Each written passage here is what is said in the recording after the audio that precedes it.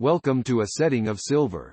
This podcast exists to make historic Christian writings accessible to 21st century listeners. While not as valuable as the Bible, we can still learn much from the faith and practice of those who followed in the footsteps of the apostles. It's my hope that wherever you find yourself, these words, carried through time, would encourage you to walk in faith with Jesus. This episode contains 3 separate works by Justin Martyr: the Discourse to the Greeks, on the Sole Government, and the Hortatory Address to the Greeks. These were all written for the same audience, individuals of Greek culture outside of the Church. In them, Justin seeks to show the supremacy of Christ and Christianity primarily by demonstrating the ways in which respected Greek writers, philosophers, and poets correctly identified the nature of God. Compared to everything presented so far, these arguments represent early evangelistic writing. Justin's audience is not well versed in the Hebrew Scriptures or intimately aware of the Christian tradition, but rather are a part of what today Christians would call the secular culture. I believe that the way Justin argues is instructive. He draws heavily upon the traditions and works held in high esteem by the people to which he is writing. As someone who was trained as a philosopher, Justin uses his familiarity with the writings of Plato, Homer, Socrates, and the like in the hopes of convincing some to accept Christ's teachings as the true religion by which people can be saved. Now, please enjoy this rendition of Justin Martyr's Discourse to the Greeks. Translated by the Reverend M. Dodds, M.A. Do not suppose, ye Greeks, that my separation from your customs is unreasonable and unthinking. For I found in them nothing that is holy or acceptable to God. For the very compositions of your poets are monuments of madness and intemperance. For anyone who becomes the scholar of your most eminent instructor, is more beset by difficulties than all men besides. For first they say that Agamemnon, abetting the extravagant lust of his brother, and his madness and unrestrained desire, readily gave even his daughter to be sacrificed, and troubled all Greece that he might rescue Helen, who had been ravished by the leprous shepherd. But when in the course of the war they took captives, Agamemnon was himself taken captive by Chryses, and for Briseis' sake kindled a feud with the son of Thetis. And Pelides himself, who crossed the river, overthrew Troy, and subdued Hector. This your hero became the slave of Polyxena, and was conquered by a dead Amazon. And putting off the god-fabricated armor, and donning the hymeneal robe, he became a sacrifice of love in the temple of Apollo. And the Ithacan Ulysses made a virtue of a vice. And indeed his sailing past the Sirens gave evidence that he was destitute of worthy prudence, because he could not depend on his prudence for stopping his ears. Ajax, son of Telamon, who bore the shield of sevenfold ox hide, went mad when he was defeated in the contest with Ulysses for the armor. Such things I have no desire to be instructed in. Of such virtue I am not covetous, that I should believe the myths of Homer. For the whole rhapsody, the beginning and end both of the Iliad and the Odyssey is, a woman. But since, next to Homer, Hesiod wrote his works in days, who will believe his drivelling theogony? For they say that Cronos, the son of Ouranos, in the beginning slew his father, and possessed himself of his rule. And that, being seized with a panic lest he should himself suffer in the same way, he preferred devouring his children. But that, by the craft of the Curetes, Jupiter was conveyed away and kept in secret, and afterwards bound his father with chains, and divided the empire. Jupiter receiving, as the story goes, the air, and Neptune the deep, and Pluto the portion of Hades. But Pluto ravished Proserpine, and Ceres sought her child wandering through the deserts. And this myth was celebrated in the Eleusinian fire.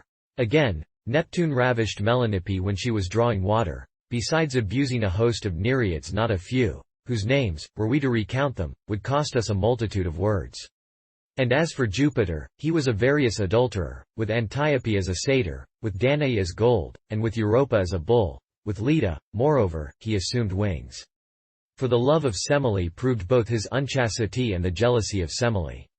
And they say that he carried off the Phrygian Ganymede to be his cupbearer.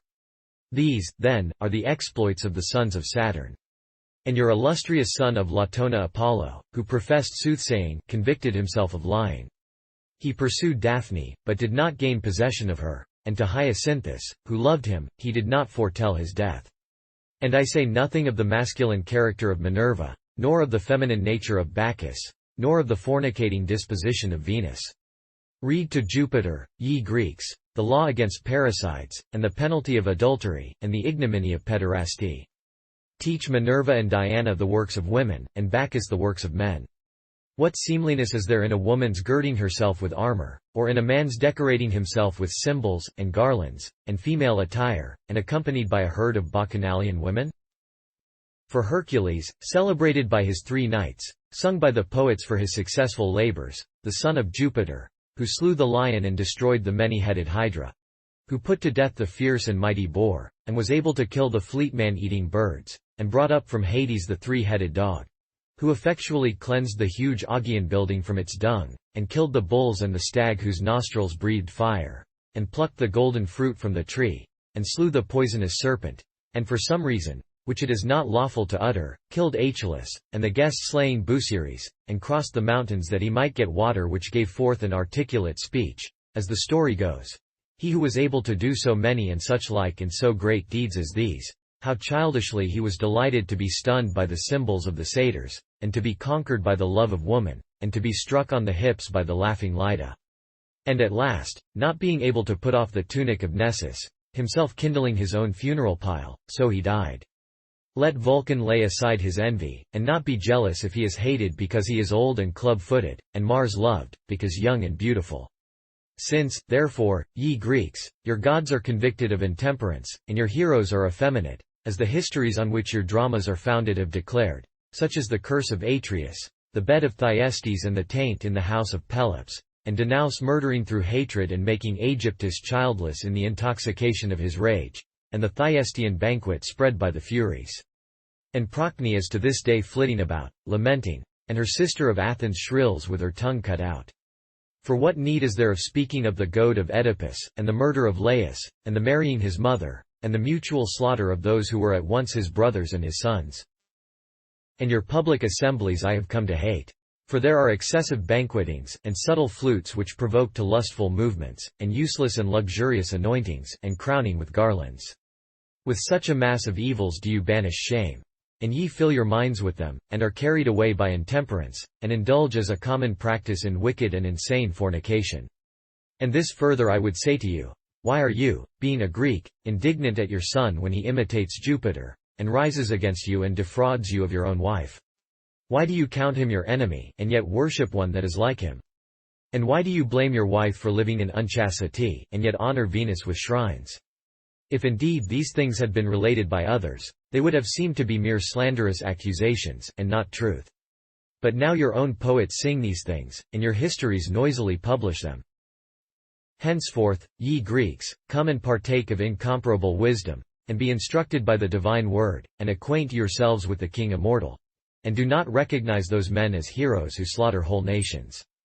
For our own ruler, the divine word, who even now constantly aids us, does not desire strength of body and beauty of feature, nor yet the high spirit of earth's nobility, but a pure soul, fortified by holiness, and the watchwords of our King, holy actions, for through the word power passes into the soul. O trumpet of peace to the soul that is at war! O weapon that puttest to flight terrible passions! O instruction that quenches the innate fire of the soul! The word exercises an influence which does not make poets. It does not equip philosophers nor skilled orators, but by its instruction it makes mortals immortal, mortals gods, and from the earth transports them to the realms above Olympus. Come, be taught. Become as I am, for I, too, was as ye are. These have conquered me, the divinity of the instruction, and the power of the word. For as a skilled serpent charmer lures the terrible reptile from his den and causes it to flee, so the word drives the fearful passions of our sensual nature from the very recesses of the soul, first driving forth lust, through which every ill is begotten, hatreds, strife, envy, emulations, anger, and such like. Lust being once banished, the soul becomes calm and serene. And being set free from the ills in which it was sunk up to the neck, it returns to him who made it. For it is fit that it be restored to that state whence it departed, whence every soul was or is. Now, please enjoy this rendition of Justin Martyr's On the Soul Government. Translated by the Reverend G. Reith, M.A. Although human nature at first received a union of intelligence and safety to discern the truth, and the worship due to the one Lord of all. Yet envy, insinuating the excellence of human greatness, turned men away to the making of idols. And this superstitious custom, after continuing for a long period, is handed down to the majority as if it were natural and true. It is the part of a lover of man, or rather of a lover of God, to remind men who have neglected it of that which they ought to know. For the truth is of itself sufficient to show forth, by means of those things which are contained under the pole of heaven, the order instituted by him who has created them. But forgetfulness having taken possession of the minds of men, through the long suffering of God, has acted recklessly in transferring to mortals the name which is applicable to the only true God. And from the few the infection of sin spread to the many, who were blinded by popular usage to the knowledge of that which was lasting and unchangeable. For the men of former generations, who instituted private and public rites in honor of such as were more powerful, caused forgetfulness of the Catholic faith to take possession of their posterity. But I, as I have just stated, along with a God-loving mind, shall employ the speech of one who loves man, and set it before those who have intelligence, which all ought to have who are privileged to observe the administration of the universe, so that they should worship unchangeably him who knows all things. This I shall do, not by mere display of words, but by altogether using demonstration drawn from the old poetry and Greek literature, and from writings very common amongst all. For from these the famous men who have handed down idol worship as law to the multitudes, shall be taught and convicted by their own poets and literature of great ignorance. First, then, Aeschylus, in expounding the arrangement of his work, expressed himself also as follows respecting the only God. Afar from mortals place the holy God, nor ever think that he, like to thyself, in fleshly robes is clad. For all unknown is the great God to such a worm as thou. Divers similitudes he bears. At times he seems as a consuming fire that burns unsated. Now like water, then again in sable folds of darkness shrouds himself. Nay, even the very beasts of earth reflect his sacred image, whilst the wind, clouds, rain, the roll of thunder and the lightning flash, reveal to men their great and sovereign Lord. Before him sea and rocks, with every fount, and all the water floods, in reverence bend.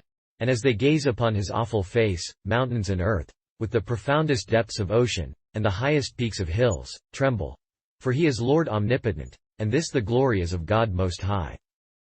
But he was not the only man initiated in the knowledge of God.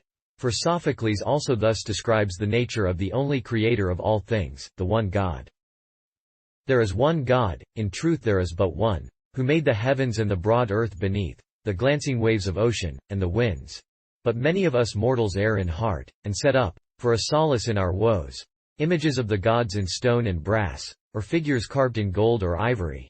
And, furnishing for these, our handiworks, both sacrifice and right magnificent, we think that thus we do a pious work. And Philemon also, who published many explanations of ancient customs, shares in the knowledge of the truth, and thus he writes. Tell me what thoughts of God we should conceive? 1. All things seeing, yet himself unseen. Even Orpheus too, who introduces 360 gods, will bear testimony in my favor from the tract called Diatheca, in which he appears to repent of his error by writing the following. I'll speak to those who lawfully may hear. All others, ye profane, now close the doors. And, O Musaeus, hearken thou to me, who offspring art of the light-bringing moon. The words I tell thee now are true indeed, and if thou former thoughts of mine hast seen, let them not rob thee of the blessed life, but rather turn the depths of thine own heart unto that place where light and knowledge dwell. Take thou the word divine to guide thy steps, and walking well in the straight certain path, look to the one and universal King, one, self-begotten, and the only one of whom all things, and we ourselves, are sprung. All things are open to his piercing gaze, while he himself is still invisible. Present in all his works, though still unseen, he gives to mortals evil out of good, sending both chilling wars and tearful griefs, and other than the great King there is none.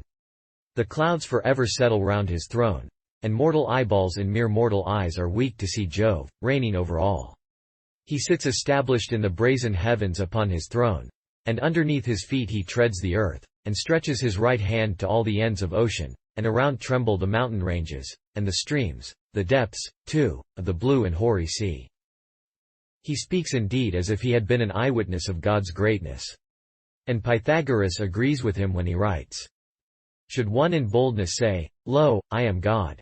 Besides the one, eternal, infinite, Then let him from the throne he has usurped put forth his power and form another globe, such as we dwell in, saying, This is mine. Nor only so, but in this new domain forever let him dwell. If this he can, then verily he is a God proclaimed. Then further concerning him, that he alone is powerful, both to institute judgment on the deeds performed in life, and on the ignorance of the deity displayed by men, I can adduce witnesses from your own ranks. And first Sophocles, who speaks as follows. That time of time shall come, shall surely come, when from the golden ether down shall fall fire's teeming treasure, and in burning flames all things of earth and heaven shall be consumed. And then, when all creation is dissolved, the sea's last wave shall die upon the shore, the bald earth stripped of trees, the burning air no winged thing upon its breast shall bear. There are two roads to Hades, well we know, by this the righteous, and by that the bad, unto their separate fates shall tend, and he, who all things had destroyed, shall all things save. And Philemon again. Think'st thou, Nicostratus, the dead, who here enjoyed whate'er of good life offers man, escape the notice of divinity, as if they might forgotten be of him? Nay, there's an eye of justice watching all.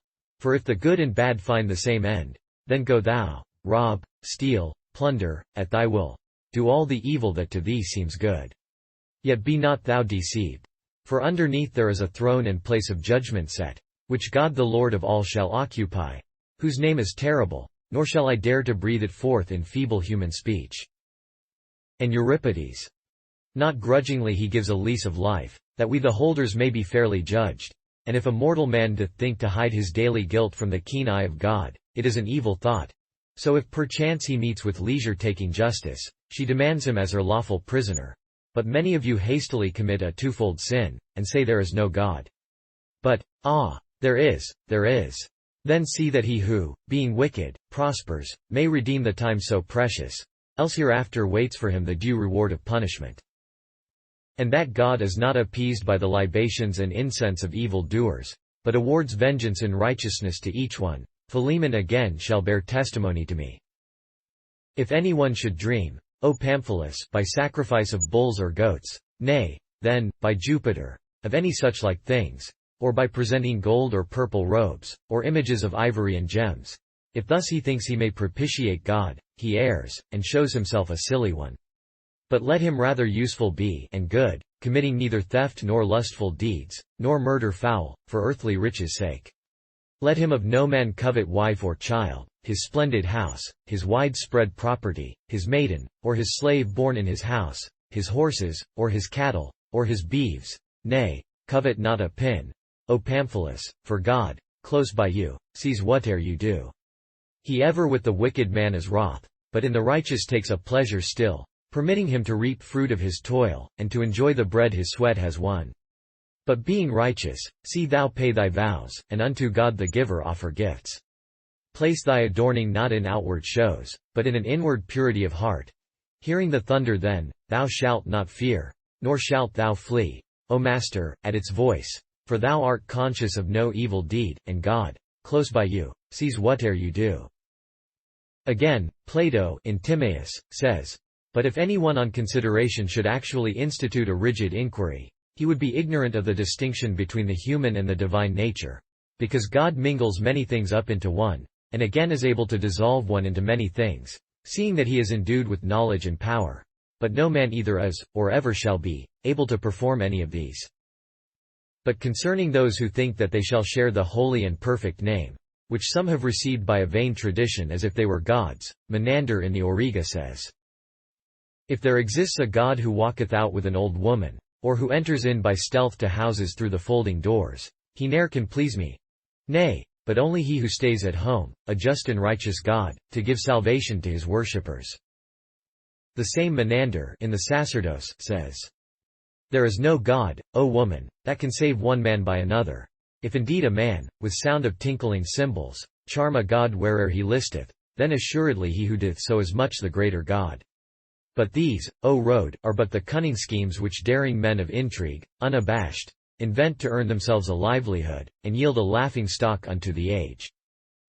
Again, the same Menander, stating his opinion about those who are received as gods, proving rather that they are not so, says, Yea, if I this beheld, I then should wish that back to me again my soul returned. For tell me where, O Getas, in the world 'tis possible to find out righteous gods? And in the depositum. There's an unrighteous judgment, as it seems, even with the gods.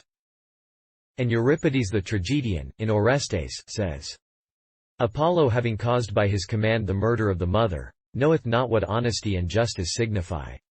We serve the gods, whoever they may be. But from the central regions of the earth you see Apollo plainly gives response to mortals, and whate'er he says we do. I him obeyed, when she that bore me fell slain by my hand. He is the wicked man. Then slay him, for 'twas he that sinned, not I. What could I do? Think you not that the gods should free me from the blame which I do bear? The same also in Hippolytus. But on these points the gods do not judge right. And in Ion. But in the daughter of Erechtheus what interest have I? For that pertains not unto such as me. But when I come with golden vessels for libations, I the dew shall sprinkle, and yet needs must warn Apollo of his deeds. For when he weds maidens by force, the children secretly begotten he betrays, and then neglects when dying. Thus not you. But while you may always pursue the virtues, for the gods will surely punish men of wickedness. How is it right that you, who have prescribed laws for men's guidance, live unrighteously? But ye being absent, I shall freely speak, and ye to men shall satisfaction give for marriage forced, thou Neptune, Jupiter, who over heaven presides.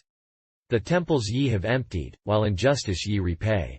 And though ye laud the prudent to the skies, yet have ye filled your hands with wickedness. No longer is it right to call men ill if they do imitate the sins of gods. Nay, evil let their teachers rather be. And in Archelaus. Full oft, my son, do gods mankind perplex. And in Bellerophon. They are no gods, who do not what is right. And again in the same. Gods reign in heaven most certainly, says one. But it is false, yea, false, and let not him who speaks thus, be so foolish as to use ancient tradition, or to pay regard unto my words. But with unclouded eye behold the matter in its clearest light. Power absolute, I say, robs men of life and property, transgresses plighted faith, nor spares even cities, but with cruel hand despoils and devastates them ruthlessly. But they that do these things have more success than those who live a gentle pious life. And cities small, I know, which reverence gods, submissive bend before the many spears of larger impious ones. Yea, and methinks if any man lounge idly, and abstain from working with his hands for sustenance, yet pray the gods, he very soon will know if they from him misfortunes will avert. And Menander in Diphilus. Therefore ascribe we praise and honor great to him who Father is and Lord of all, sole maker and preserver of mankind, and who with all good things our earth has stored. The same also in the Piscators. For I deem that which nourishes my life is God. But he whose custom 'tis to meet the wants of men, he needs not at our hands renewed supplies, himself being all in all. The same in the Fraters. God ever is intelligence to those who righteous are, so wisest men have thought. And in the Tibicina. Good reason finds a temple in all things wherein to worship. For what is the mind, but just the voice of God within us placed? And the Tragedian in Phrixus. But if the pious and the impious share the same lot, how could we think it just, if Jove, the best, judges not uprightly? In Philoctetes. You see how honorable gain is deemed even to the gods, and how he is admired whose shrine is laden most with yellow gold. What, then, doth hinder thee, since it is good to be like gods, from thus accepting gain? In Hecuba. O Jupiter, whoever thou mayest be, of whom except in word all knowledge fails. And Jupiter, whether thou art indeed a great necessity, or the mind of man, I worship thee. Here, then, is a proof of virtue and of a mind-loving prudence, to recur to the communion of the unity, and to attach one's self to prudence for salvation, and make choice of the better things according to the free will placed in man, and not to think that those who are possessed of human passions are lords of all, when they shall not appear to have even equal power with men. For in Homer, Demodocus says he is self-taught. God inspired me with strains. Though he is a mortal. Aesculapius and Apollo are taught to heal by Chiron the centaur. A very novel thing indeed, for gods to be taught by a man. What need I speak of Bacchus, who the poet says is mad? Or of Hercules, who he says is unhappy? What need to speak of Mars and Venus, the leaders of adultery? And by means of all these to establish the proof which has been undertaken. For if someone, in ignorance, should imitate the deeds which are said to be divine, he would be reckoned among impure men, and a stranger to life and humanity. And if anyone does so knowingly, he will have a plausible excuse for escaping vengeance, by showing that imitation of godlike deeds of audacity is no sin. But if anyone should blame these deeds, he will take away their well-known names, and not cover them up with specious and plausible words. It is necessary, then, to accept the true and invariable name, not proclaimed by my words only, but by the words of those who have introduced us to the elements of learning, in order that we may not, by living idly in this present state of existence, not only as those who are ignorant of the heavenly glory, but also as having proved ourselves ungrateful, render our account to the judge. Now, please enjoy this rendition of Justin Martyr's Hortatory Address to the Greeks. Translated by the Reverend M. Dodds, M.A. As I begin this hortatory address to you, ye men of Greece, I pray God that I may know what I ought to say to you, and that you, shaking off your habitual love of disputing, and being delivered from the error of your fathers, may now choose what is profitable, not fancying that you commit any offense against your forefathers, though the things which you formerly considered by no means salutary should now seem useful to you. For accurate investigation of matters, putting truth to the question with a more searching scrutiny, often reveals that things which have passed for excellent are of quite another sort. Since, then, we propose to discourse of the true religion, than which, I think, there is nothing which is counted more valuable by those who desire to pass through life without danger, on account of the judgment which is to be after the termination of this life, and which is announced not only by our forefathers according to God, to wit the prophets and lawgivers, but also by those among yourselves who have been esteemed wise, not poets alone, but also philosophers, who professed among you that they had attained the true and divine knowledge.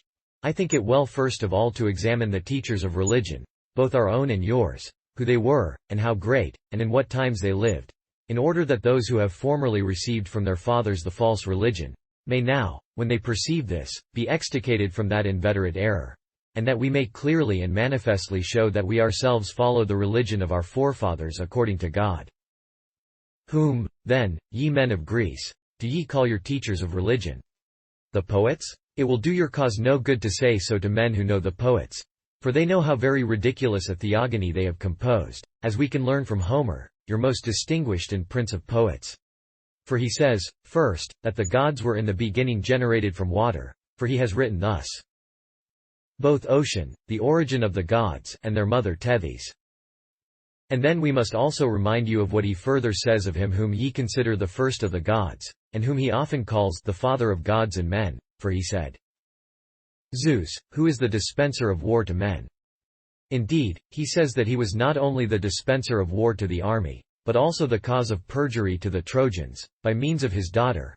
And Homer introduces him in love, and bitterly complaining, and bewailing himself, and plotted against by the other gods, and at one time exclaiming concerning his own son.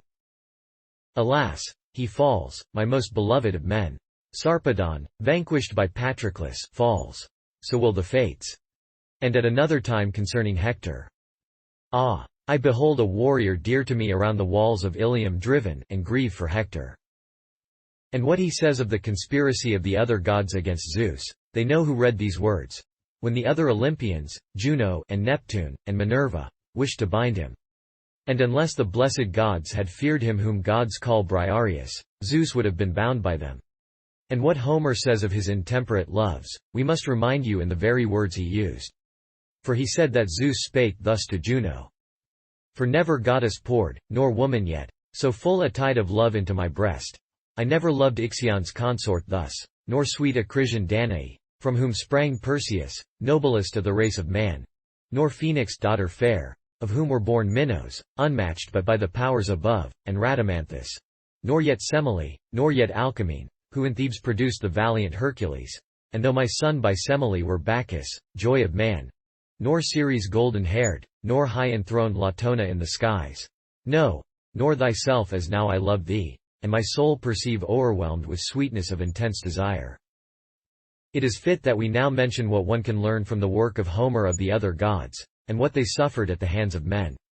For he says that Mars and Venus were wounded by Diomed, and of many others of the gods he relates the sufferings. For thus we can gather from the case of Dione consoling her daughter, for she said to her, Have patience, dearest child. Though much enforced restrain thine anger. We, in heaven who dwell, have much to bear from mortals, and ourselves too oft upon each other sufferings lay. Mars had his sufferings, by Alois' sons, Otis and Ephialtes, strongly bound, he 13 months in brazen fetters lay. Juno, too, suffered, when Amphitryon's son thro' her right breast a 3-barbied arrow sent. Dire and unheard of were the pangs she bore. Great Pluto's self the stinging arrow felt, when that same son of aegis-bearing Jove assailed him in the very gates of hell, and wrought him keenest anguish. Pierced with pain, to high Olympus, to the courts of Jove, groaning, he came. The bitter shaft remained deep in his shoulder fixed, and grieved his soul. But if it is right to remind you of the battle of the gods, opposed to one another, your own poet himself will recount it, saying, Such was the shock when gods in battle met. For there to royal Neptune stood opposed Phoebus Apollo with his arrows keen. The blue-eyed Pallas to the god of war. To Juno, Dian, heavenly archeress, sister of Phoebus, golden-shafted queen. Stout Hermes, helpful god, Latona fact. These and such like things did Homer teach you, and not Homer only, but also Hesiod. So that if you believe your most distinguished poets, who have given the genealogies of your gods, you must of necessity either suppose that the gods are such beings as these, or believe that there are no gods at all. And if you decline citing the poets, because you say it is allowable for them to frame myths, and to relate in a mythical way many things about the gods which are far from true, do you suppose you have some others for your religious teachers, or how do you say that they themselves have learned this religion of yours? For it is impossible that any should know matters so great and divine, who have not themselves learned them first from the initiated. You will no doubt say, the sages and philosophers. For to them, as to a fortified wall, you are wont to flee, when any one quotes the opinions of your poets about the gods.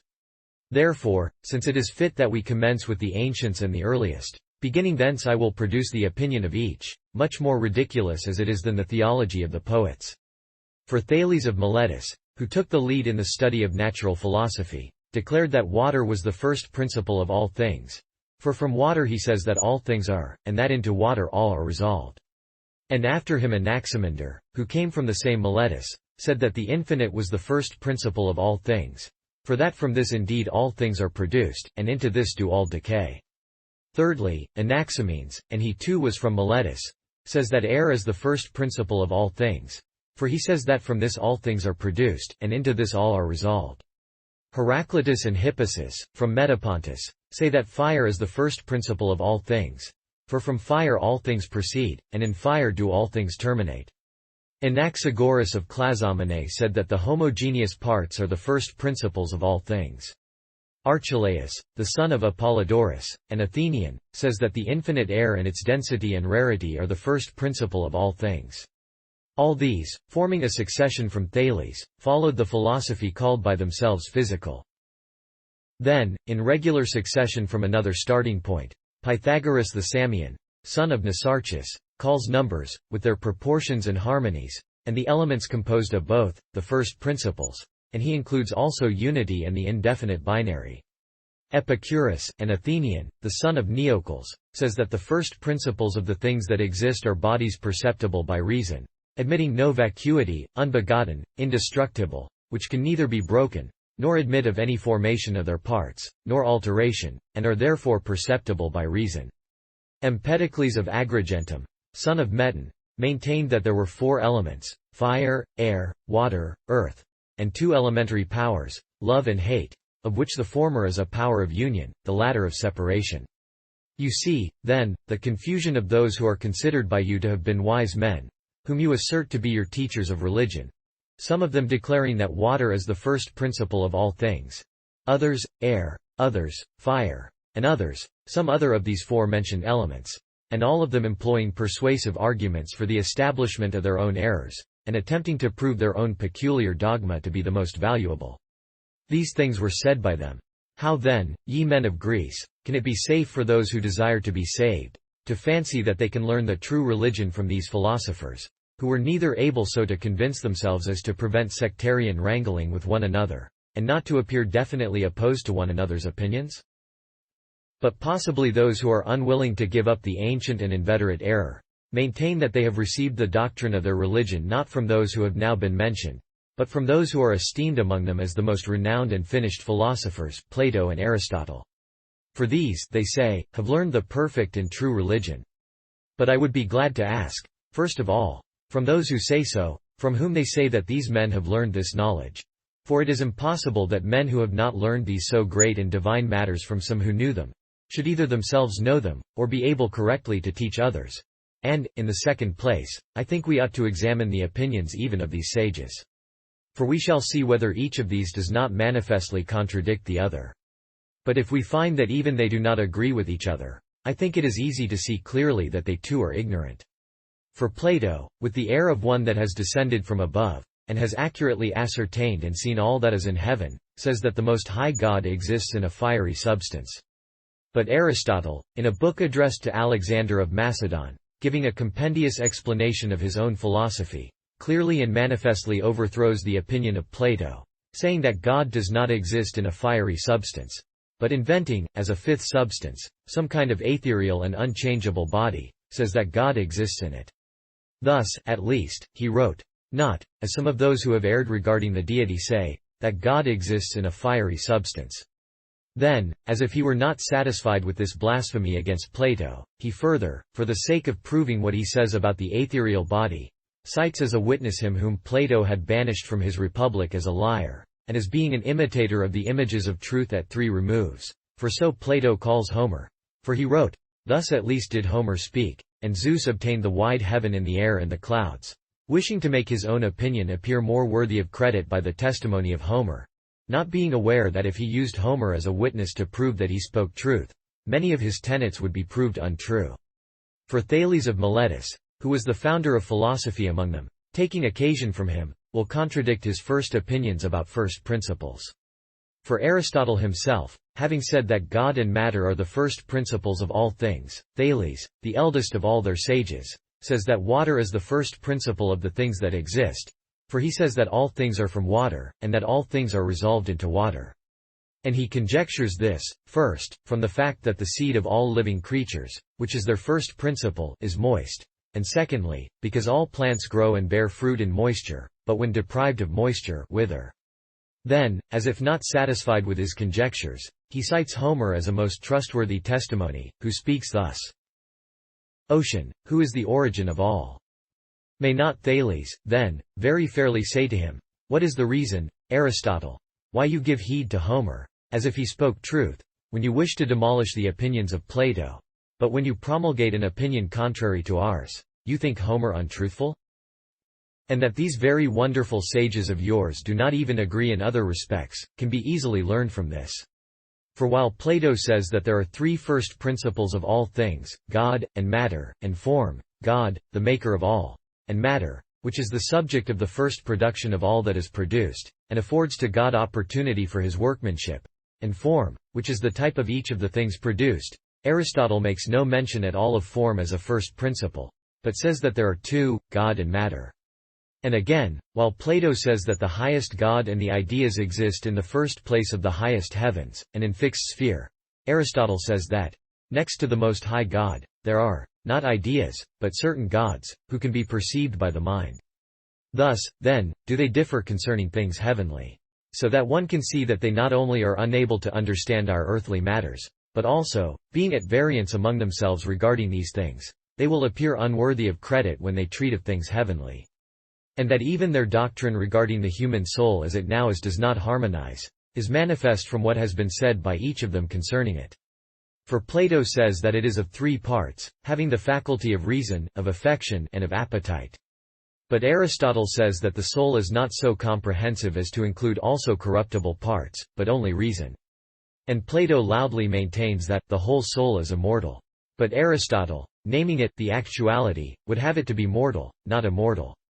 And the former says it is always in motion, but Aristotle says that it is immovable, since it must itself precede all motion. But in these things they are convicted of thinking in contradiction to each other. And if anyone will accurately criticize their writings, they have chosen to abide in harmony not even with their own opinions. Plato, at any rate, at one time says that there are 3 first principles of the universe, God, and matter, and form, but at another time 4, for he adds the universal soul. And again, when he has already said that matter is eternal, he afterward says that it is produced. And when he has first given to form its peculiar rank as a first principle, and has asserted for its self-subsistence, he afterward says that this same thing is among the things perceived by the understanding. Moreover, having first declared that everything that is made is mortal, he afterward states that some of the things that are made are indestructible and immortal. What, then, is the cause why those who have been esteemed wise among you disagree not only with one another but also with themselves? Manifestly, their unwillingness to learn from those who know, and their desire to attain accurate knowledge of things heavenly by their own human excess of wisdom, though they were able to understand not even earthly matters. Certainly some of your philosophers say that the human soul is in us. Others, that it is around us. For not even in this did they choose to agree with one another, but, distributing, as it were, ignorance in various ways among themselves, they thought fit to wrangle and dispute with one another even about the soul. For some of them say that the soul is fire, and some that it is the air, and others, the mind, and others, motion, and others, an exhalation, and certain others say that it is a power flowing from the stars, and others, number capable of motion, and others, a generating water. And a wholly confused and inharmonious opinion has prevailed among them, which only in this one respect appears praiseworthy to those who can form a right judgment, that they have been anxious to convict one another of error and falsehood. Since therefore it is impossible to learn anything true concerning religion from your teachers, who by their mutual disagreement have furnished you with sufficient proof of their own ignorance, I consider it reasonable to recur to our progenitors, who both in point of time have by a great way the precedence of your teachers, and who have taught us nothing from their own private fancy, nor differed with one another, nor attempted to overturn one another's positions, but without wrangling and contention received from God the knowledge which also they taught to us.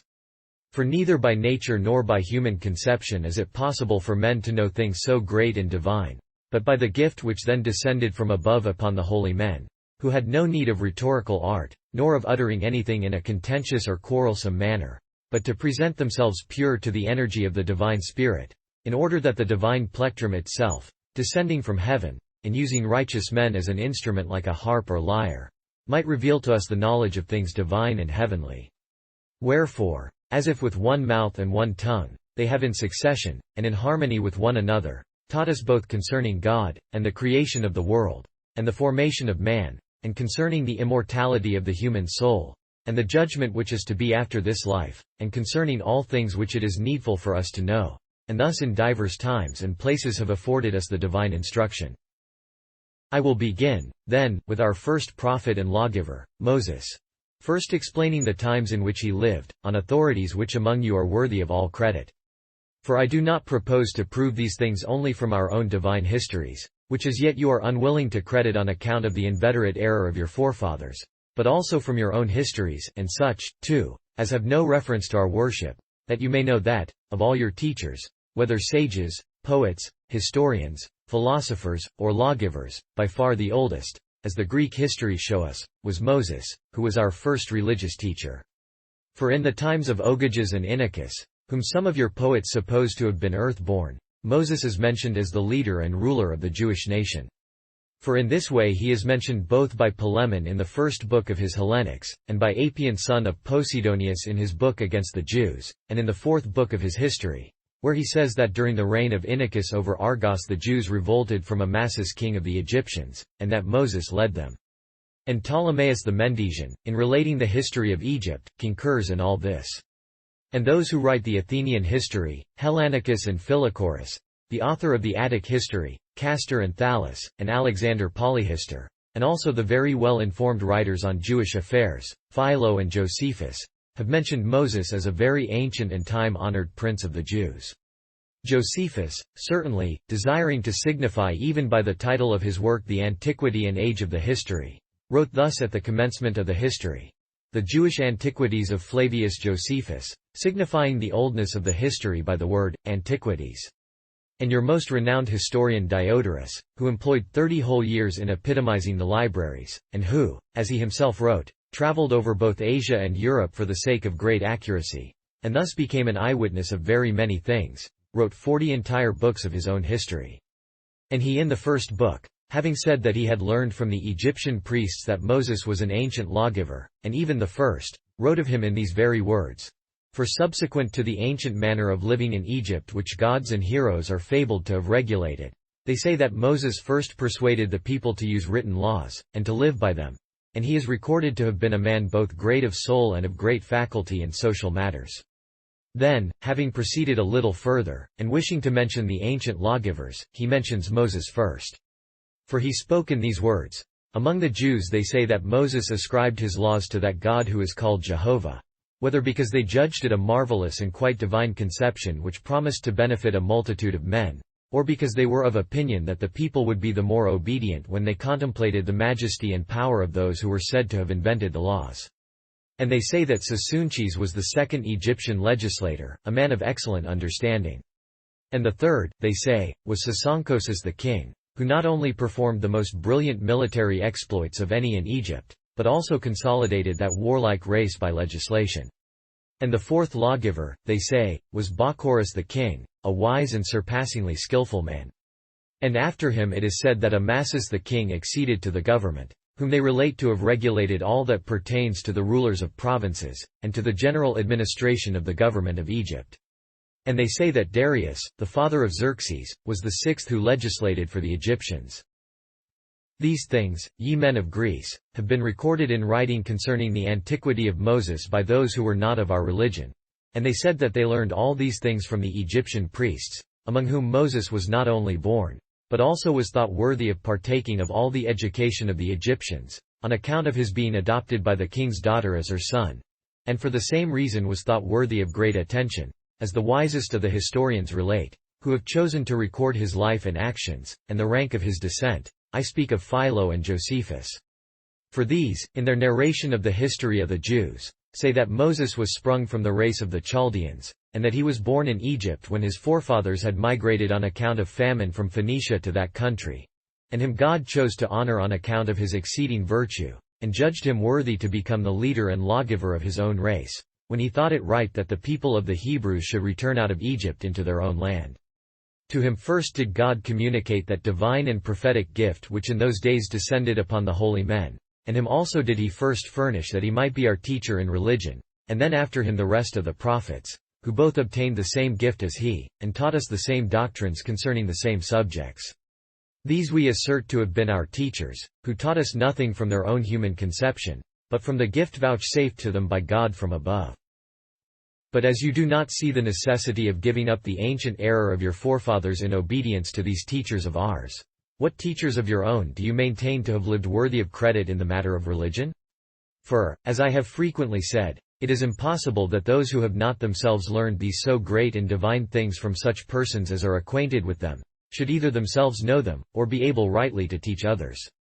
Since, therefore, it has been sufficiently proved that the opinions of your philosophers are obviously full of all ignorance and deceit, having now perhaps wholly abandoned the philosophers as formerly you abandoned the poets, you will turn to the deceit of the oracles, for in this style I have heard some speaking.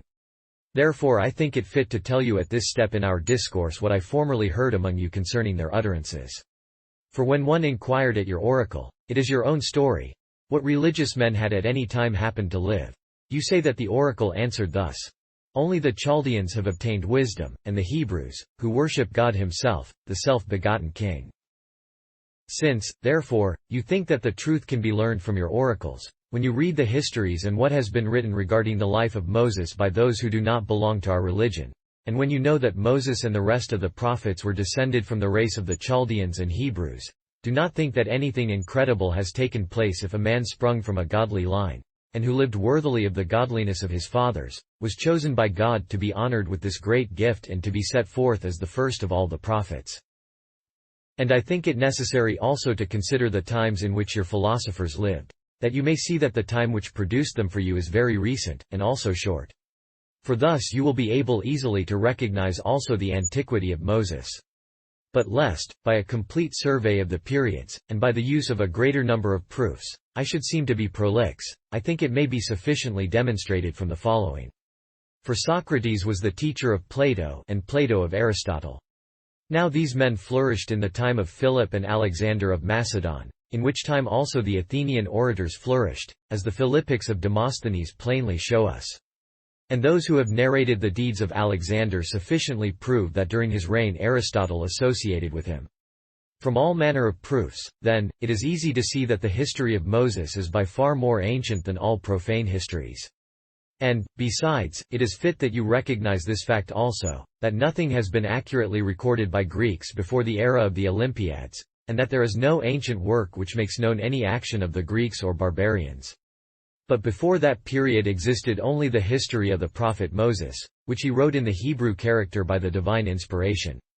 For the Greek character was not yet in use, as the teachers of language themselves prove, telling us that Cadmus first brought the letters from Phoenicia, and communicated them to the Greeks.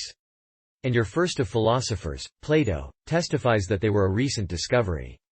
For in the Timaeus he wrote that Solon, the wisest of the wise men, on his return from Egypt, said to Critias that he had heard this from a very aged Egyptian priest, who said to him, O Solon, Solon, you Greeks are ever children, an aged Greek there is none. Then again he said, you are all youths in soul, for you hold no ancient opinion derived through remote tradition, nor any system of instruction hoary with time. But all these things escape your knowledge, because for many generations the posterity of these ancient ages died mute, not having the use of letters. It is fit, therefore, that you understand that it is the fact that every history has been written in these recently discovered Greek letters. And if anyone would make mention of old poets, or legislators, or historians, or philosophers, or orators, he will find that they wrote their own works in the Greek character. But if anyone says that the writings of Moses and of the rest of the prophets were also written in the Greek character, let him read profane histories, and know that Ptolemy, king of Egypt, when he had built the library in Alexandria, and by gathering books from every quarter had filled it, then learnt that very ancient histories written in Hebrew happened to be carefully preserved.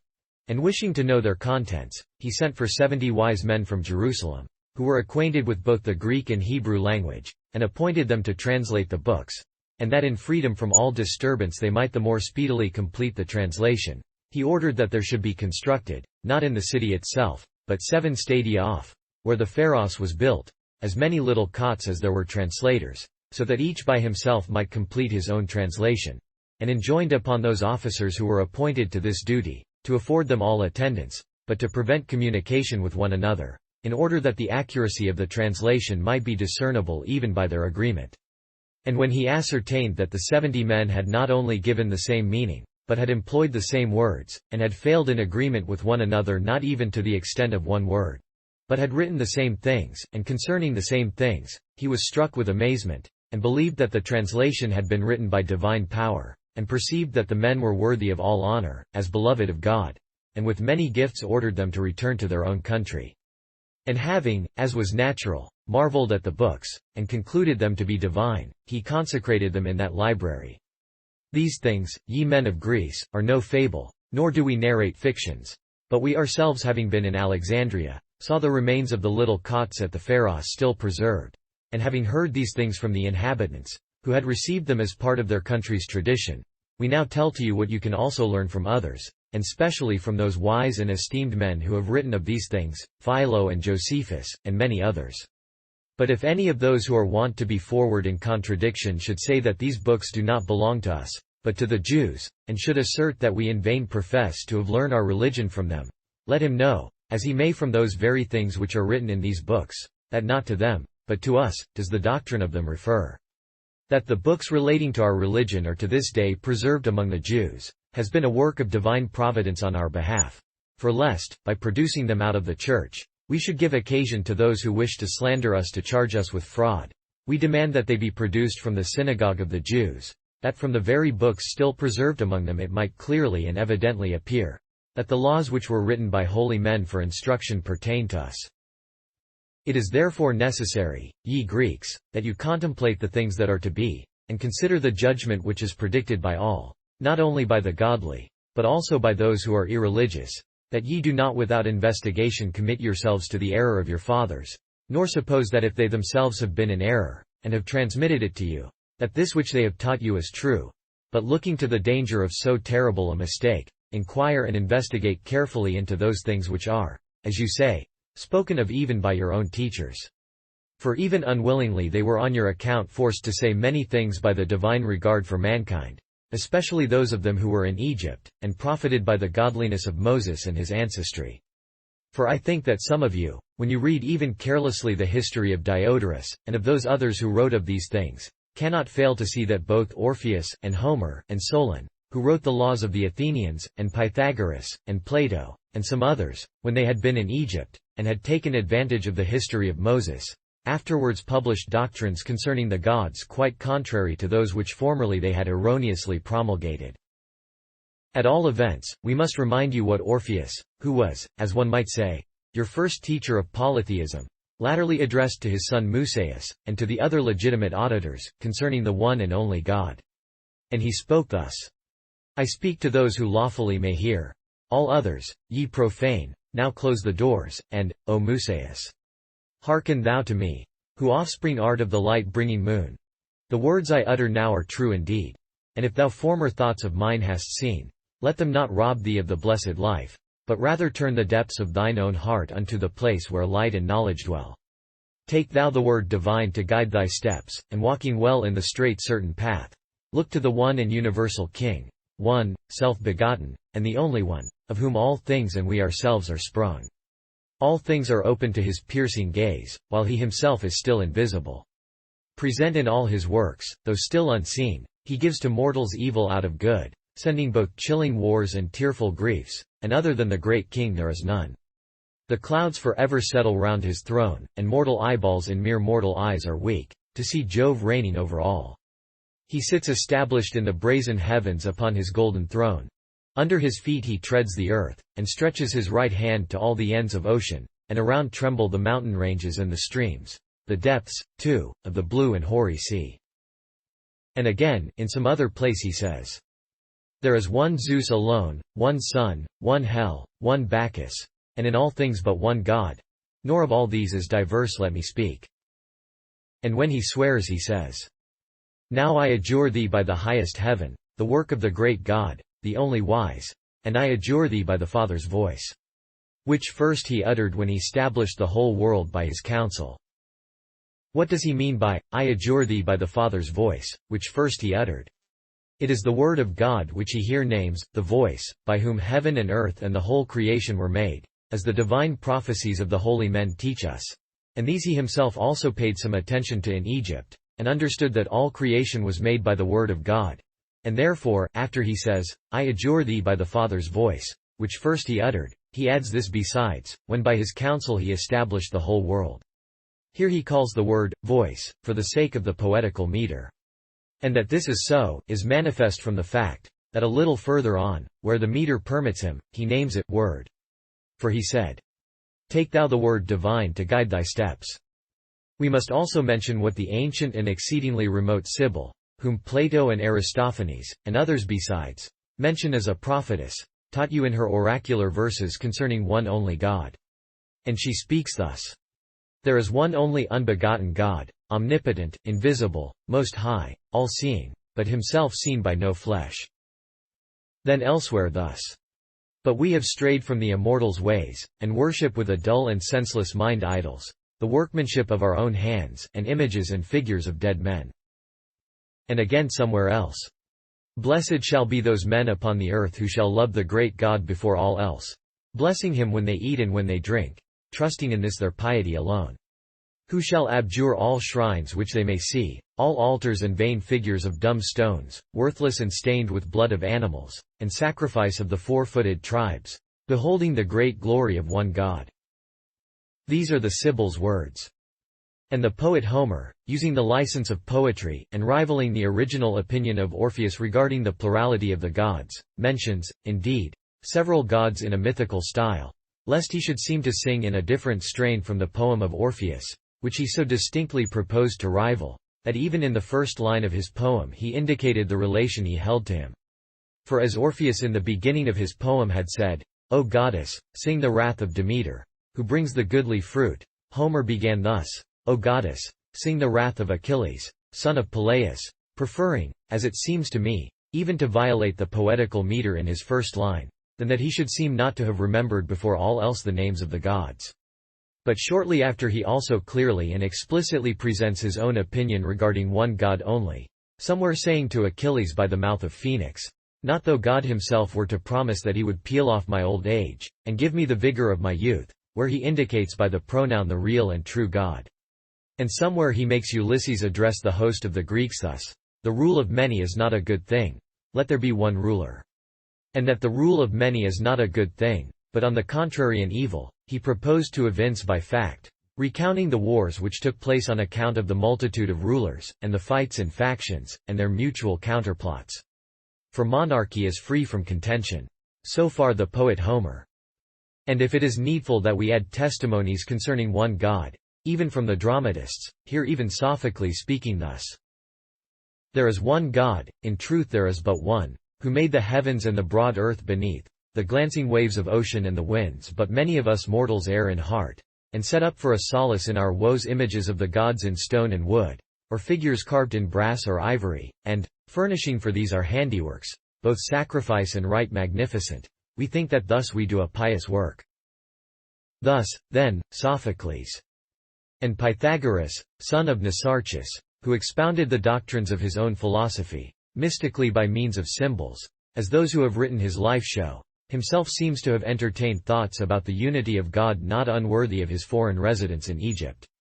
For when he says that unity is the first principle of all things, and that it is the cause of all good, he teaches by an allegory that God is one and alone. And that this is so, is evident from his saying that unity and one differ widely from one another. For he says that unity belongs to the class of things perceived by the mind, but that one belongs to numbers. And if you desire to see a clearer proof of the opinion of Pythagoras concerning one God, hear his own opinion, for he spoke as follows: God is one, and he himself does not, as some suppose, exist outside the world, but in it, he being wholly present in the whole circle, and beholding all generations, being the regulating ingredient of all the ages, and the administrator of his own powers and works, the first principle of all things, the light of heaven, and father of all, the intelligence and animating soul of the universe, the movement of all orbits. Thus, then, Pythagoras. But Plato, though he accepted, as is likely, the doctrine of Moses and the other prophets regarding one only God, which he learned while in Egypt, yet fearing, on account of what had befallen Socrates, lest he also should raise up some Anytus or Meletus against himself, who should accuse him before the Athenians, and say, Plato is doing harm, and making himself mischievously busy, not acknowledging the gods recognized by the state, in fear of the hemlock juice, contrives an elaborate and ambiguous discourse concerning the gods, furnishing by his treatise gods to those who wish them, and none for those who are differently disposed, as may readily be seen from his own statements. For when he has laid down that everything that is made is mortal, he afterward says that the gods were made. If, then, he would have God and matter to be the origin of all things, manifestly it is inevitably necessary to say that the gods were made of matter. But if of matter, out of which he said that evil also had its origin, he leaves right-thinking persons to consider what kind of beings the gods should be thought who are produced out of matter. For this very reason did he say that matter was eternal, that he might not seem to say that God is the creator of evil. And regarding the gods who were made by God, there is no doubt he said this, gods, of whom I am the creator. And he manifestly held the correct opinion concerning the really existing God. For having heard in Egypt that God had said to Moses, when he was about to send him to the Hebrews, I am that I am, he understood that God had not mentioned to him his own proper name. For God cannot be called by any proper name, for names are given to mark out and distinguish their subject matters, because these are many and diverse. But neither did anyone exist before God who could give him a name, nor did he himself think it right to name himself, seeing that he is one and unique, as he himself also by his own prophets testifies, when he says, I God am the first, and after this, and beside me there is no other God. On this account, then, as I before said, God did not, when he sent Moses to the Hebrews, mention any name, but by a participle he mystically teaches them that he is the one and only God. For, says he, I am the being, manifestly contrasting himself, the being, with those who are not, that those who had hitherto been deceived might see that they were attaching themselves, not to beings, but to those who had no being. Since, therefore, God knew that the first men remembered the old delusion of their forefathers, whereby the misanthropic demon contrived to deceive them when he said to them, If ye obey me in transgressing the commandment of God, ye shall be as gods, calling those gods which had no being, in order that men, supposing that there were other gods in existence, might believe that they themselves could become gods. On this account he said to Moses, I am the being, that by the participle, being, he might teach the difference between God who is and those who are not. Men, therefore, having been duped by the deceiving demon, and having dared to disobey God, were cast out of paradise, remembering the name of gods, but no longer being taught by God that there are no other gods. For it was not just that they who did not keep the first commandment, which it was easy to keep, should any longer be taught, but should rather be driven to just punishment.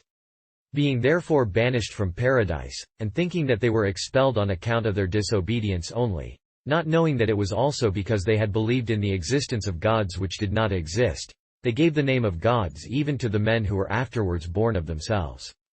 This first false fancy, therefore, concerning gods, had its origin with the father of lies. God, therefore, knowing that the false opinion about the plurality of gods was burdening the soul of man like some disease, and wishing to remove and eradicate it, appeared first to Moses, and said to him, I am he who is. For it was necessary, I think, that he who was to be the ruler and leader of the Hebrew people should first of all know the living God. Wherefore, having appeared to him first, as it was possible for God to appear to a man, he said to him, I am he who is. Then, being about to send him to the Hebrews, he further orders him to say, He who is hath sent me to you. Plato accordingly having learned this in Egypt, and being greatly taken with what was said about one God, did indeed consider it unsafe to mention the name of Moses, on account of his teaching the doctrine of one only God, for he dreaded the Areopagus. But what is very well expressed by him in his elaborate treatise, the Timaeus, he has written in exact correspondence with what Moses said regarding God, though he has done so, not as if he had learned it from him, but as if he were expressing his own opinion. For he said, In my opinion, then, we must first define what that is which exists eternally, and has no generation, and what that is which is always being generated, but never really is. Does not this, ye men of Greece, seem to those who are able to understand the matter to be one and the same thing, saving only the difference of the article? For Moses said, He who is, and Plato, that which is.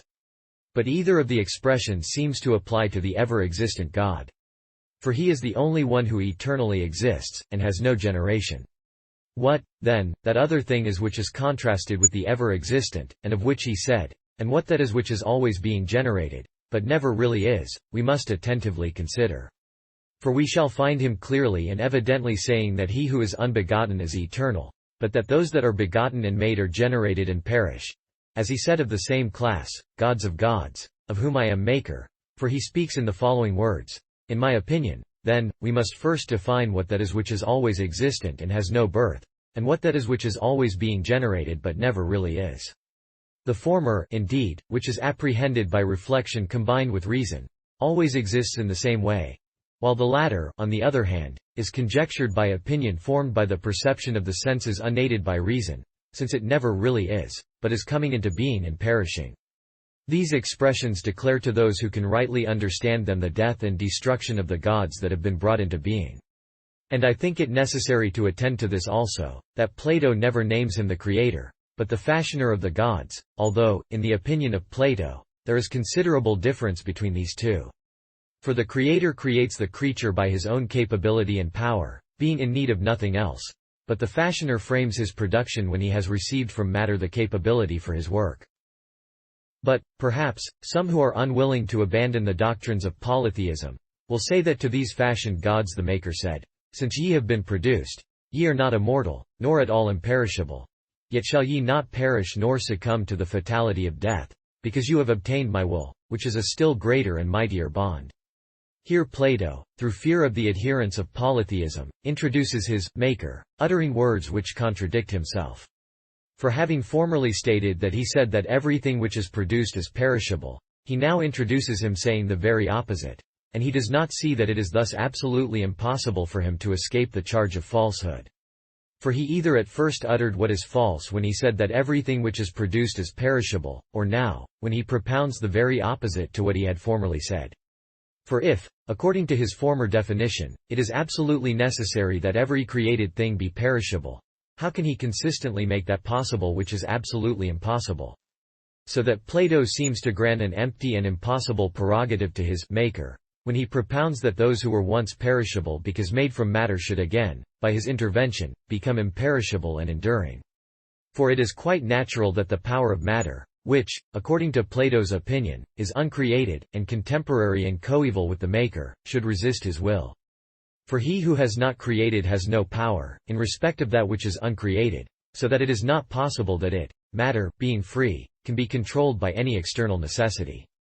Wherefore Plato himself, in consideration of this, has written thus: "It is necessary to affirm that God cannot suffer violence."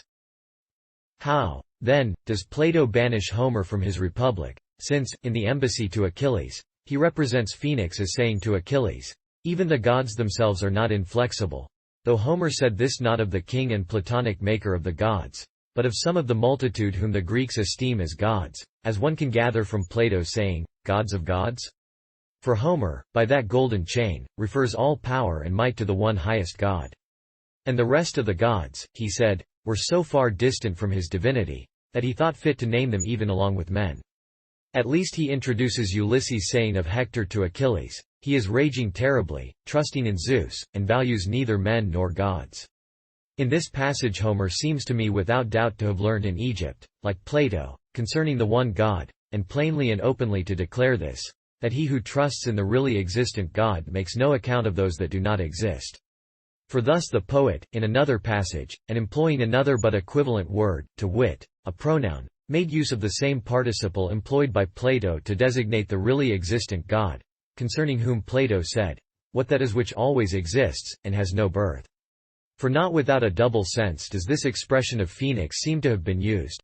Not even if God himself were to promise me, that, having burnished off my old age, he should set me forth in the flower of youth. For the pronoun, himself, signifies the really existing God. For thus, too, the oracle which was given to you concerning the Chaldeans and Hebrews signifies. For when someone inquired what men had ever lived godly, you say the answer was, "Only the Chaldeans and the Hebrews found wisdom, worshipping God himself, the unbegotten King." How, then, does Plato blame Homer for saying that the gods are not inflexible? Although, as is obvious from the expressions used, Homer said this for a useful purpose? For it is the property of those who expect to obtain mercy by prayer and sacrifices, to cease from and repent of their sins. For those who think that the deity is inflexible, are by no means moved to abandon their sins, since they suppose that they will derive no benefit from repentance. How, then, does Plato the philosopher condemn the poet Homer for saying, "Even the gods themselves are not inflexible," and yet himself represent the maker of the gods as so easily turned, that he sometimes declares the gods to be mortal, and at other times declares the same to be immortal? And not only concerning them, but also concerning matter, from which, as he says, it is necessary that the created gods have been produced. He sometimes says that it is uncreated, and at other times that it is created. And yet he does not see that he himself, when he says that the maker of the gods is so easily turned, is convicted of having fallen into the very errors for which he blames Homer, though Homer said the very opposite concerning the maker of the gods. For he said that he spoke thus of himself. "For ne'er my promise shall deceive, or fail, or be recalled, if with a nod confirmed." But Plato, as it seems, unwillingly entered not these strange dissertations concerning the gods, for he feared those who were attached to polytheism.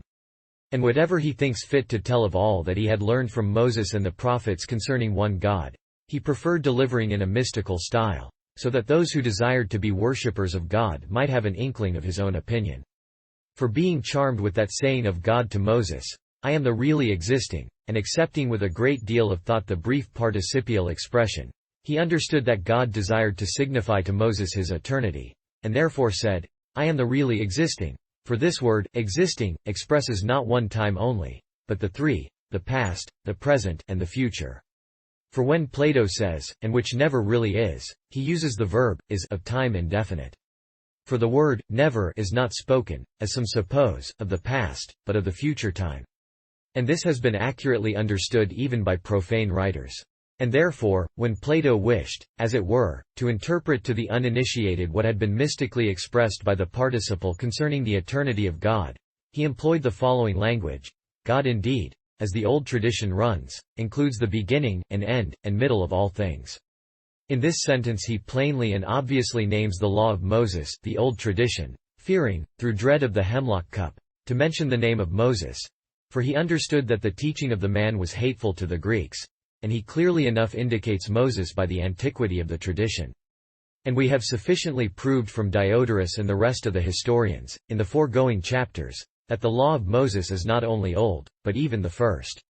For Diodorus says that he was the first of all lawgivers, the letters which belonged to the Greeks, and which they employed in the writing of their histories, having not yet been discovered. And let no one wonder that Plato should believe Moses regarding the eternity of God. For you will find him mystically referring the true knowledge of realities to the prophets, next in order after the really existent God. For, discoursing in the Timaeus about certain first principles, he wrote thus: "This we lay down as the first principle of fire and the other bodies, proceeding according to probability and necessity. But the first principles of these again God above knows, and whosoever among men is beloved of him. And what men does he think beloved of God, but Moses and the rest of the prophets? For their prophecies he read, and, having learned from them the doctrine of the judgment, he thus proclaims it in the first book of the Republic. When a man begins to think he is soon to die, fear invades him, and concern about things which had never before entered his head. And those stories about what goes on in Hades, which tell us that the man who has here been unjust must there be punished, though formerly ridiculed, now torment his soul with apprehensions that they may be true. And he, either through the feebleness of age, or even because he is now nearer to the things of the other world, views them more attentively. He becomes, therefore, full of apprehension and dread, and begins to call himself to account, and to consider whether he has done anyone an injury. And that man who finds in his life many iniquities, and who continually starts from his sleep as children do, lives in terror and with a forlorn prospect. But to him who is conscious of no wrongdoing, sweet hope is the constant companion and good nurse of old age, as Pindar says. For this, Socrates, he has elegantly expressed, that whoever leads a life of holiness and justice, him sweet hope, the nurse of age, accompanies, cheering his heart, for she powerfully sways the changeful mind of mortals. This Plato wrote in the first book of the Republic. And in the 10th book he plainly and manifestly wrote what he had learned from the prophets about the judgment, not as if he had learned it from them, but, on account of his fear of the Greeks, as if he had heard it from a man who had been slain in battle. For this story he thought fit to invent, and who, when he was about to be buried on the 12th day, and was lying on the funeral pile, came to life again, and described the other world. The following are his very words. For he said that he was present when one was asked by another person where the great Ardaeus was. This Ardaeus had been prince in a certain city of Pamphylia, and had killed his aged father and his elder brother, and done many other unhallowed deeds, as was reported. He said, then, that the person who was asked said, "He neither comes nor ever will come hither. For we saw, among other terrible sights, this also. When we were close to the mouth of the pit, and were about to return to the upper air, and had suffered everything else, we suddenly beheld both him and others likewise, most of whom were tyrants. But there were also some private sinners who had committed great crimes. And these, when they thought they were to ascend, the mouth would not permit, but bellowed when any of those who were so incurably wicked attempted to ascend, unless they had paid the full penalty. Then fierce men, fiery to look at, stood close by, and hearing the din, took some and led them away. But Ardaeus and the rest, having bound hand and foot, and striking their heads down, and flaying, they dragged to the road outside, tearing them with thorns, and signifying to those who were present the cause of their suffering these things, and that they were leading them away to cast them into Tartarus. Hence, he said, that amidst all their various fears, this one was the greatest, lest the mouth should bellow when they ascended, since if it were silent each one would most gladly ascend, and that the punishments and torments were such as these, and that, on the other hand, the rewards were the reverse of these. Here Plato seems to me to have learnt from the prophets not only the doctrine of the judgment, but also of the resurrection, which the Greeks refused to believe. For his saying that the soul is judged along with the body, proves nothing more clearly than that he believed the doctrine of the resurrection. Since how could Ardaeus and the rest have undergone such punishment in Hades, had they left on earth the body, with its head, hands, feet, and skin? For certainly they will never say that the soul has a head and hands and feet and skin. But Plato, having fallen in with the testimonies of the prophets in Egypt, and having accepted what they teach concerning the resurrection of the body, teaches that the soul is judged in company with the body. And not only Plato, but Homer also, having received similar enlightenment in Egypt, said that Titius was in like manner punished. For Ulysses speaks thus to Alcinous when he is recounting his divination by the shades of the dead. There Titius, large and long, in fetters bound, o'erspread 9 acres of infernal ground. 2 ravenous vultures, furious for their food, scream o'er the fiend, and riot in his blood, incessant gore the liver in his breast. Immortal liver grows, and gives immortal feast. For it is plain that it is not the soul, but the body, which has a liver. And in the same manner he has described both Sisyphus and Tantalus as enduring punishment with the body. And that Homer had been in Egypt, and introduced into his own poem much of what he there learnt, Diodorus, the most esteemed of historians, plainly enough teaches us.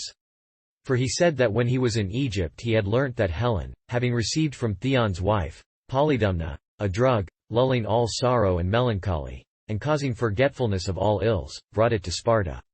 And Homer said that by making use of that drug Helen put an end to the lamentation of Menelaus, caused by the presence of Telemachus. And he also called Venus golden, from what he had seen in Egypt. For he had seen the temple which in Egypt is called, the Temple of Golden Venus, and the plain which is named, the Plain of Golden Venus. And why do I now make mention of this? To show that the poet transferred to his own poem much of what is contained in the divine writings of the prophets. And first he transferred what Moses had related as the beginning of the creation of the world. For Moses wrote thus, "In the beginning God created the heaven and the earth, then the sun, and the moon, and the stars." For having learned this in Egypt, and having been much taken with what Moses had written in the Genesis of the world, he fabled that Vulcan had made in the shield of Achilles a kind of representation of the creation of the world. For he wrote thus. There he described the earth, the heaven, the sea, the sun that rests not, and the moon full orbed. There also, all the stars which round about, as with a radiant frontlet, bind the skies. And he contrived also that the garden of Alcinous should preserve the likeness of paradise, and through this likeness he represented it as ever blooming and full of all fruits. For thus he wrote. Tall thriving trees confess the fruitful mold. The reddening apple ripens here to gold. Here the blue fig with luscious juice o'erflows, with deeper red the full pomegranate glows. The branch here bends beneath the weighty pear, and verdant olives flourish round the year. The balmy spirit of the western gale eternal breeze on fruits, untaught to fail. Each dropping pear a following pear supplies, on apples apples, figs on figs arise. The same mild season gives the blooms to blow, the buds to harden, and the fruits to grow. Here ordered vines in equal ranks appear, with all united labors of the year. Some to unload the fertile branches run, some dry the blackening clusters in the sun, others to tread the liquid harvest join. The groaning presses foam with floods of wine. Here are the vines in early flower descried, here grapes discolored on the sunny side, and there in autumn's richest purple dyed. Do not these words present a manifest and clear imitation of what the first prophet Moses said about paradise? And if any one wished to know something of the building of the tower by which the men of that day fancied they would obtain access to heaven, he will find a sufficiently exact allegorical imitation of this in what the poet has ascribed to Otis and Ephialtes. For of them he wrote thus. Proud of their strength, and more than mortal size, the gods they challenge, and affect the skies. Heaved on Olympus tottering Ossa stood. On Ossa, Pelion nods with all his wood. And the same holds good regarding the enemy of mankind who was cast out of heaven, whom the sacred scriptures call the devil, a name which he obtained from his first devilry against man. And if anyone would attentively consider the matter, he would find that the poet, though he certainly never mentions the name of the devil, yet gives him a name from his wickedest action. For the poet, calling him says that he was hurled from heaven by their God, just as if he had a distinct remembrance of the expressions which Isaiah the prophet had uttered regarding him. He wrote thus in his own poem. And, seizing by her glossy locks the goddess in his wrath he swore that never to the starry skies again, and the Olympian heights, he would permit the universal mischief to return. Then, whirling her around, he cast her down to earth. She, mingling with all works of men, caused many a pang to Jove. And Plato, too, when he says that form is the third original principle next to God and matter, has manifestly received this suggestion from no other source than from Moses, having learned, indeed, from the words of Moses the name of form, but not having at the same time been instructed by the initiated, that without mystic insight it is impossible to have any distinct knowledge of the writings of Moses. For Moses wrote that God had spoken to him regarding the tabernacle in the following words, "And thou shalt make for me according to all that I show thee in the mount, the pattern of the tabernacle." And again, "And thou shalt erect the tabernacle according to the pattern of all the instruments thereof, even so shalt thou make it." And again, a little afterwards, "Thus then thou shalt make it according to the pattern which was showed to thee in the mount." Plato, then, reading these passages, and not receiving what was written with the suitable insight, thought that form had some kind of separate existence before that which the senses perceive, and he often calls it the pattern of the things which are made, since the writing of Moses spoke thus of the tabernacle. "According to the form showed to thee in the mount, so shalt thou make it." And he was obviously deceived in the same way regarding the earth and heaven and man.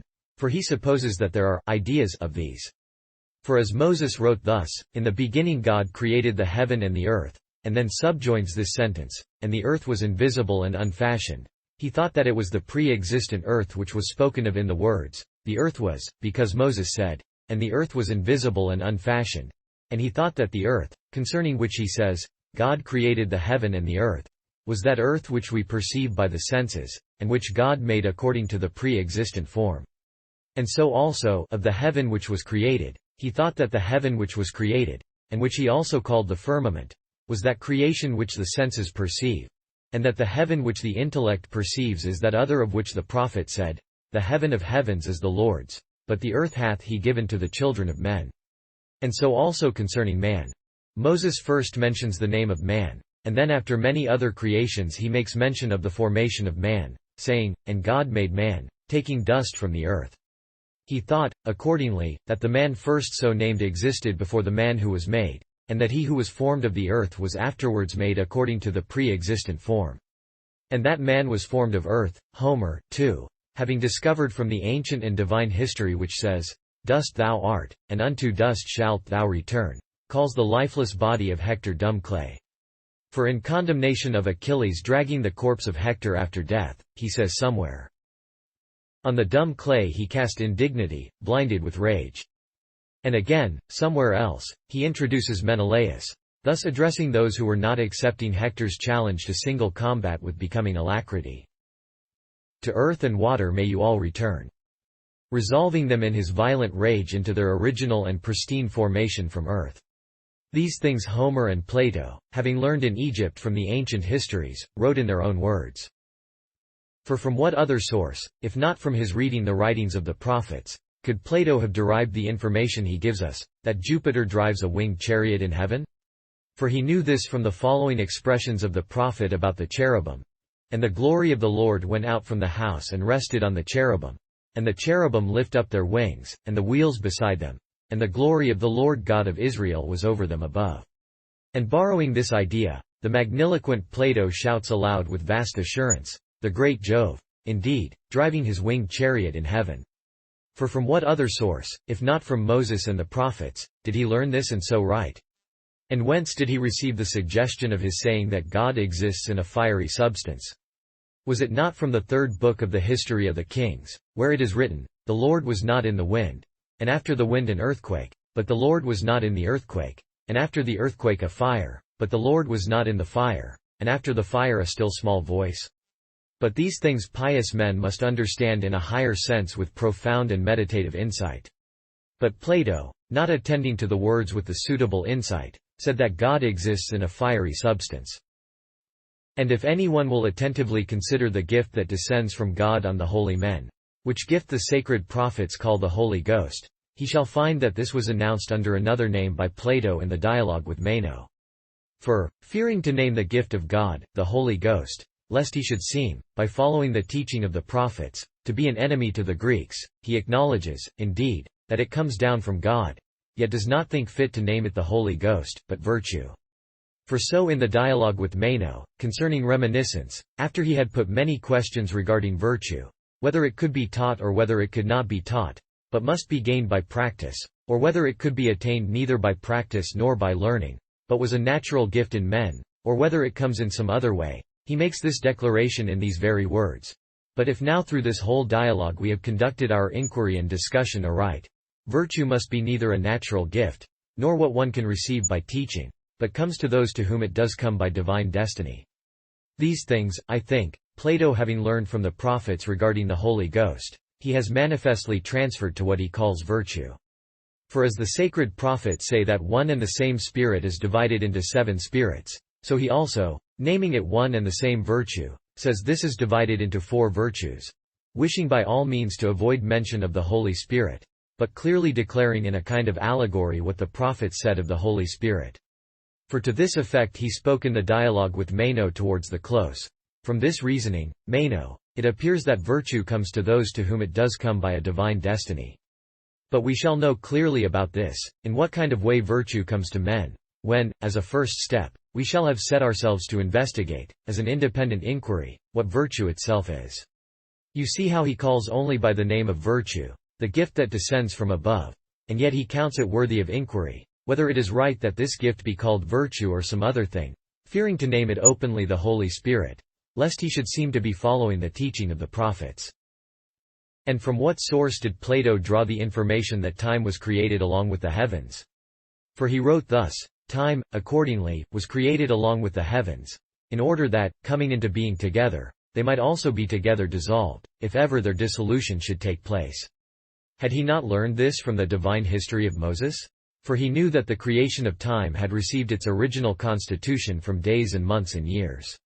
Since, then, the first day which was created along with the heavens constituted the beginning of all time, for thus Moses wrote, "In the beginning God created the heavens and the earth," and then immediately subjoins, "and one day was made," as if he would designate the whole of time by one part of it.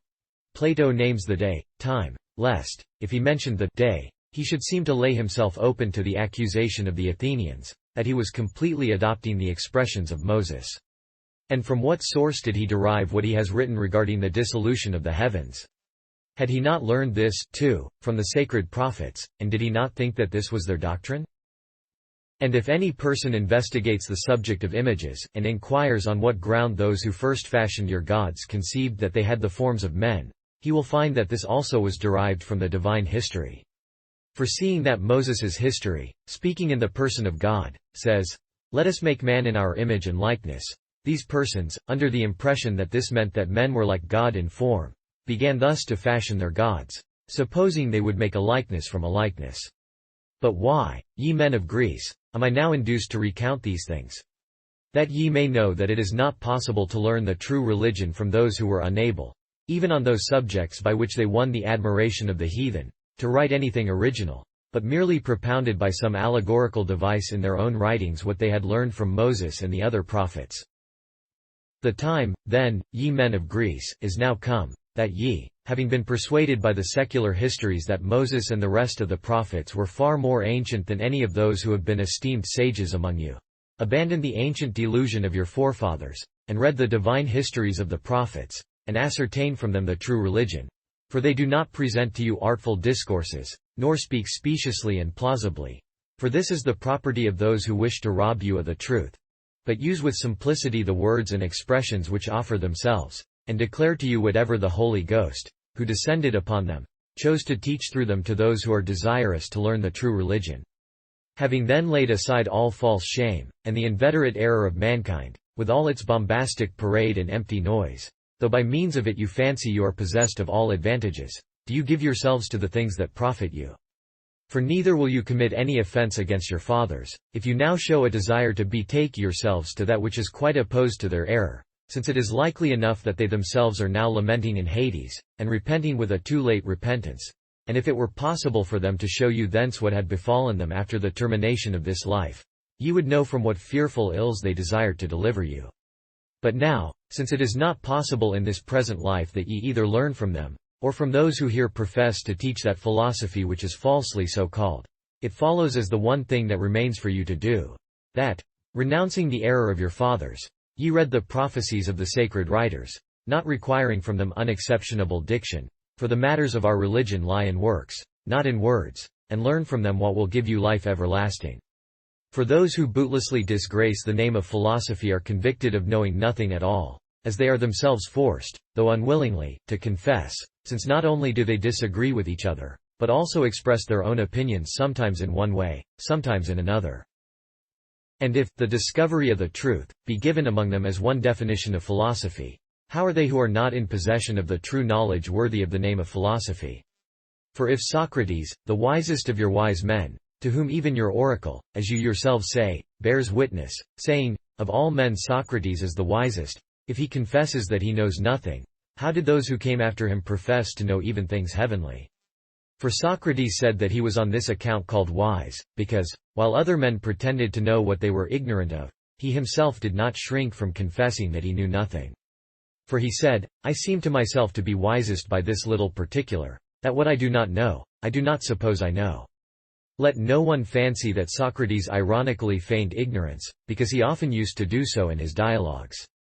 For the last expression of his apology which he uttered as he was being led away to the prison, proves that in seriousness and truth he was confessing his ignorance.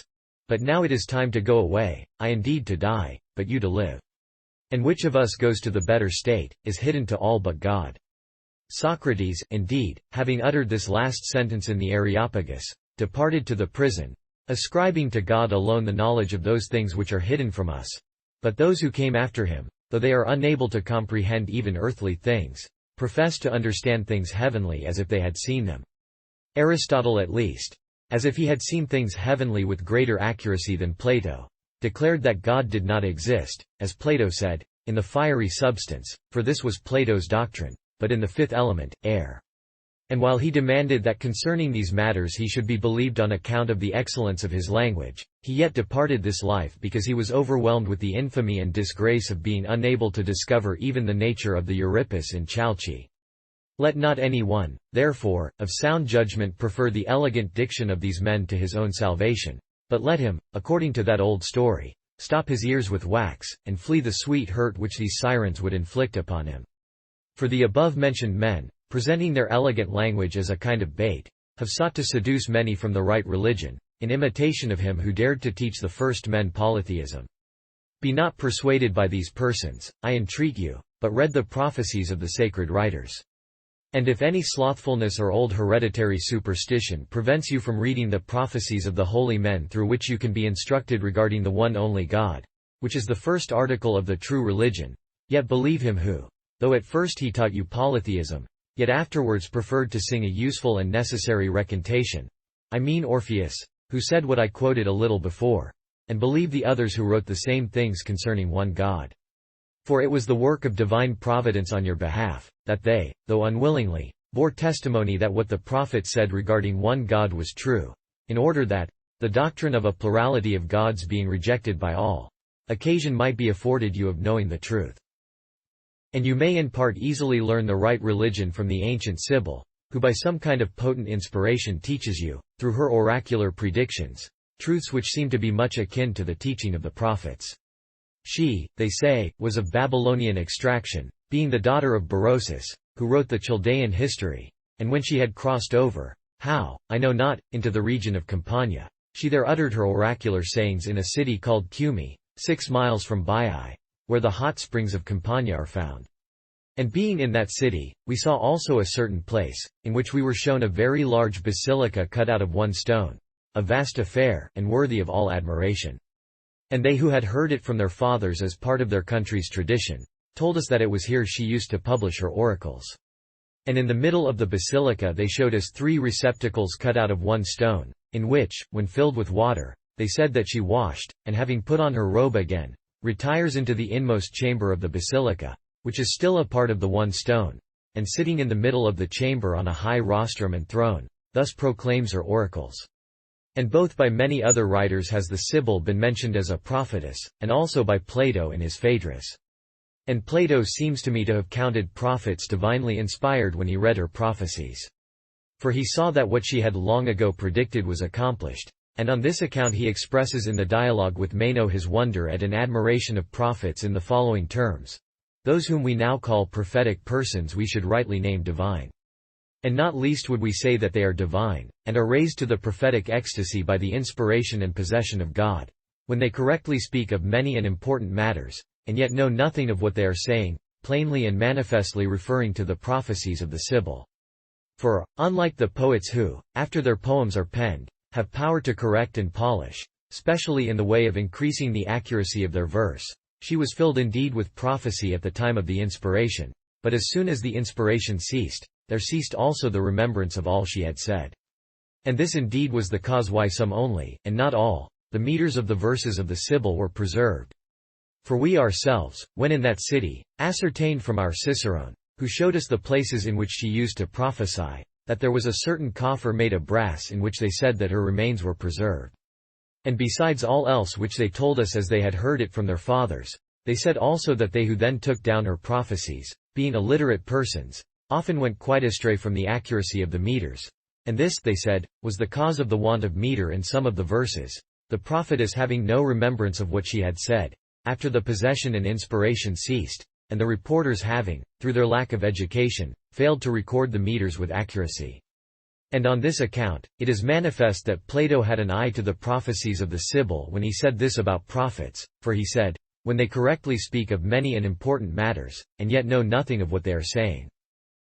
But since, ye men of Greece, the matters of the true religion lie not in the metrical numbers of poetry, nor yet in that culture which is highly esteemed among you, do ye henceforward pay less devotion to accuracy of meters and of language, and giving heed without contentiousness to the words of the Sibyl, recognize how great are the benefits which she will confer upon you by predicting, as she does in a clear and patent manner, the advent of our Saviour Jesus Christ, who, being the Word of God, inseparable from him in power, having assumed man, who had been made in the image and likeness of God, restored to us the knowledge of the religion of our ancient forefathers, which the men who lived after them abandoned through the bewitching counsel of the envious devil, and turned to the worship of those who are no gods.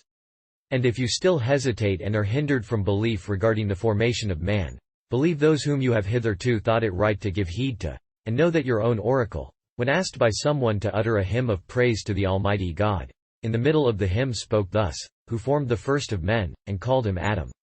And this hymn is preserved by many whom we know, for the conviction of those who are unwilling to believe the truth which all bear witness to. If therefore, ye men of Greece, ye do not esteem the false fancy concerning those that are no gods at a higher rate than your own salvation, believe, as I said, the most ancient and time-honored Sibyl, whose books are preserved in all the world, and who by some kind of potent inspiration both teaches us in her oracular utterances concerning those that are called gods, that have no existence, and also clearly and manifestly prophecies concerning the predicted advent of our Saviour Jesus Christ, and concerning all those things which were to be done by him. For the knowledge of these things will constitute your necessary preparatory training for the study of the prophecies of the sacred writers. And if anyone supposes that he has learned the doctrine concerning God from the most ancient of those whom you name philosophers, let him listen to Ammon and Hermes. To Ammon, who in his discourse concerning God calls him wholly hidden, and to Hermes, who says plainly and distinctly, that it is difficult to comprehend God, and that it is impossible even for the man who can comprehend him to declare him to others. From every point of view, therefore, it must be seen that in no other way than only from the prophets who teach us by divine inspiration, is it at all possible to learn anything concerning God and the true religion. Thanks for listening to this episode of A Setting of Silver. The audio you've been listening to was produced by Bill Connick using Google's text-to-speech service. The text was taken from an 1885 collection of early church writings available at ccel.org.